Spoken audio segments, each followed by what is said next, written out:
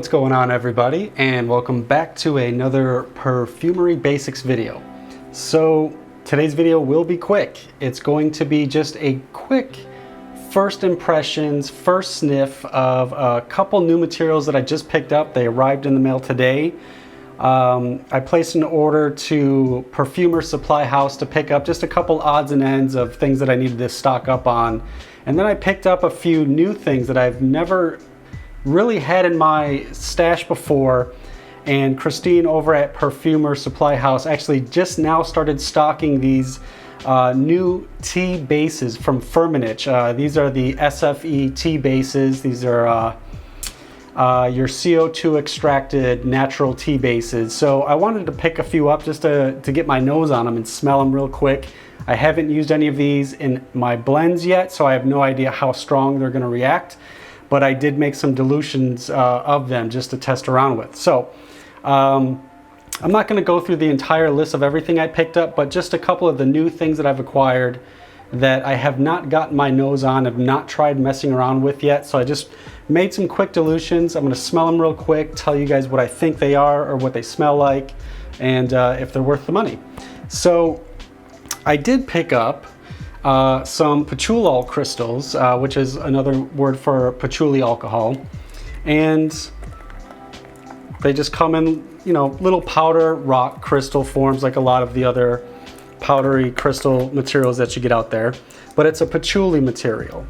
And I don't have many patchouli materials in my library of things because I'm not a huge fan of patchouli. But I do have just your run-of-the-mill, you know, patchouli essential oil, which everyone's familiar with and probably everyone already has.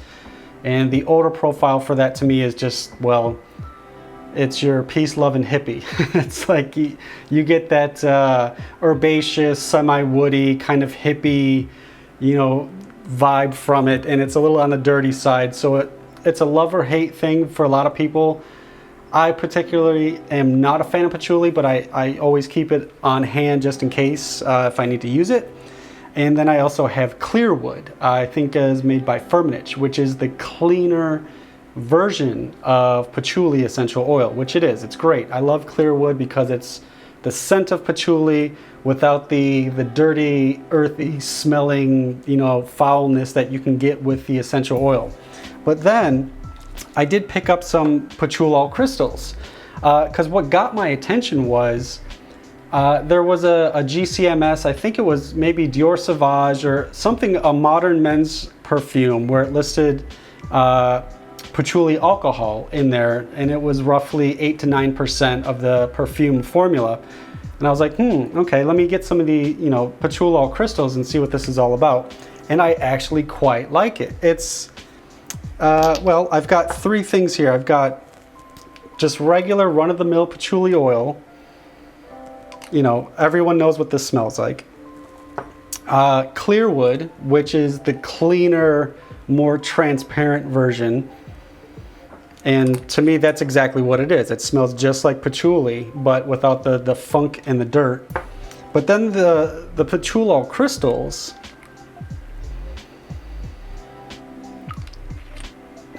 to me, honestly, it smells a lot, and I mean a lot, like Clearwood from Firmenich. Now, there is a definite difference between the two, so if you smell the two side by side,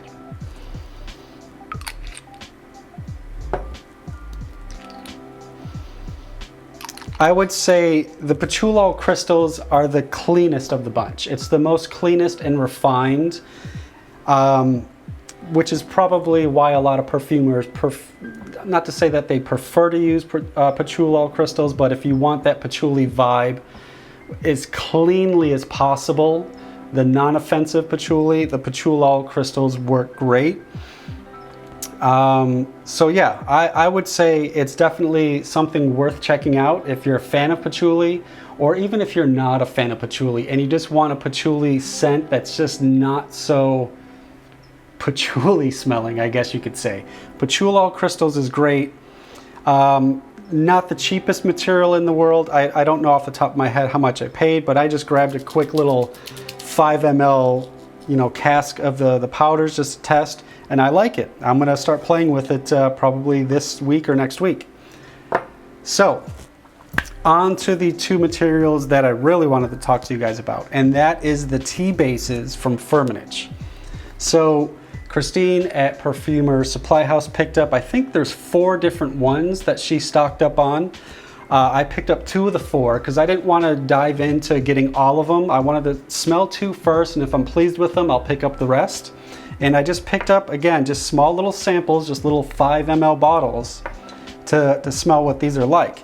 So I don't know much about these tea bases. I do know that they are used in flavoring as well, but that's not to say that you cannot use these as perfumery materials. I mean, a lot of the materials that you guys probably already own are used in flavoring and you just don't even know it.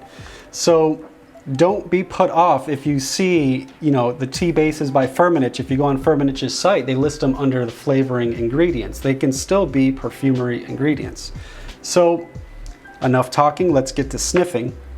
So I did pick up the Keeman tea, which is like a black tea base, and then your standard, you know, green tea base.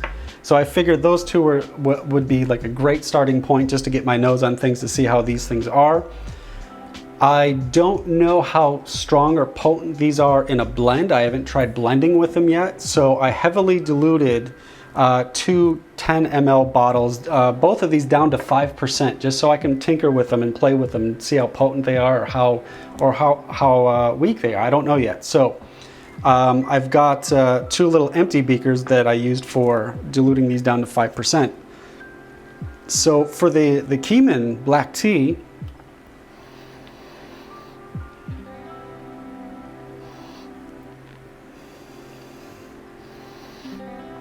as you would expect, it's freaking lovely. This is like, it doesn't get any more tea than this. It smells like if I had any black, you know, tea bags that I would dip in hot water and just put a tea bag up to my nose, that's exactly what you're gonna get. This smells dead on. Well, it is. It's a CO2 extract of black tea.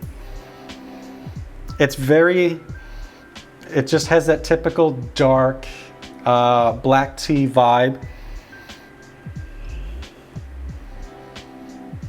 There is a slight, you'll pick up a little nuances of chocolate, which on Firmenich's website, they did list it as like a subtle nuance, and you do kind of get it, but it's not like a decadent creamy milk chocolate. It's more of like your powdery, dry, dark chocolate, but it's so subtle. I don't want to say that, yes, you'll pick up, you know, chocolate in this, because it's like, if it wasn't listed on the website, it just would have passed my mind. I wouldn't even really picked it up, but you do get definite black tea, subtle, very subtle shades of like a powdery, dark chocolate vibe.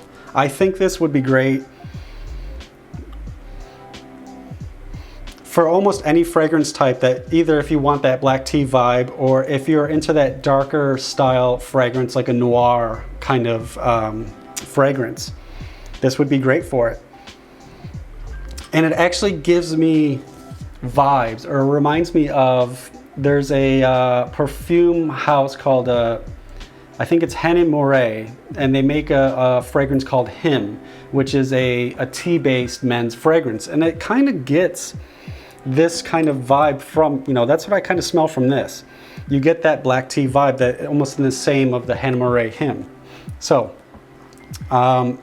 in the Firmenich's website, they did post demo formulas, I believe, of the jasmine tea base, and they were using it at 10 parts per thousand. So I don't know exactly what they're going for, if they're trying to impart that this is a tea fragrance, or if they're just using it sparingly just to shade the fragrance in a tea-like way. So again, I diluted these down to just 5% so I can tinker with and see how they go in some of my blends. So on to the green tea base.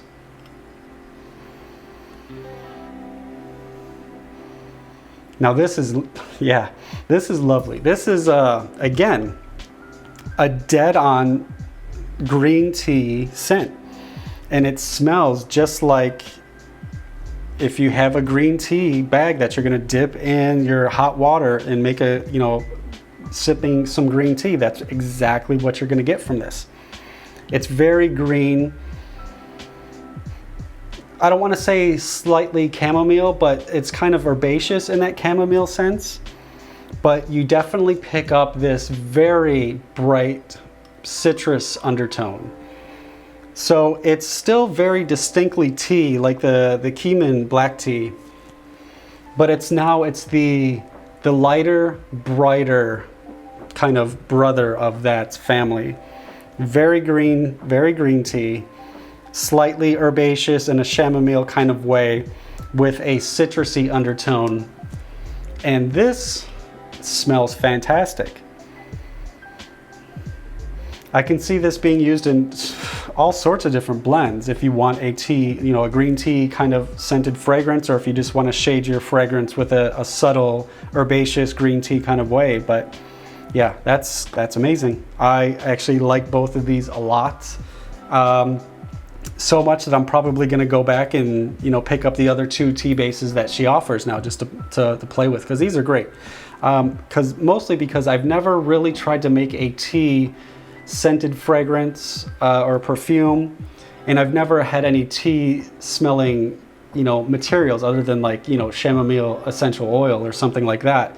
But these, yeah, I would probably strongly, well, I don't want to say strongly, I don't want to persuade anybody, but if you're into tea and you want to dip your toes in the water with tea-like materials, I would say these Firmenich, you know, SFE tea bases are a great way to just, you know, just to play around with. And they're inexpensive. I think these little 5 ml bottles were only $15 each or something like that. So, you know, pick up some 5 ml bottles, test them out and see what you think. I personally think they're great. It's a great addition to, you know, my stash of things, and I can't wait to start blending with these. So yeah, that was it. Just a quick video of my first sniff impressions of these new tea bases. So with that being said, until next time.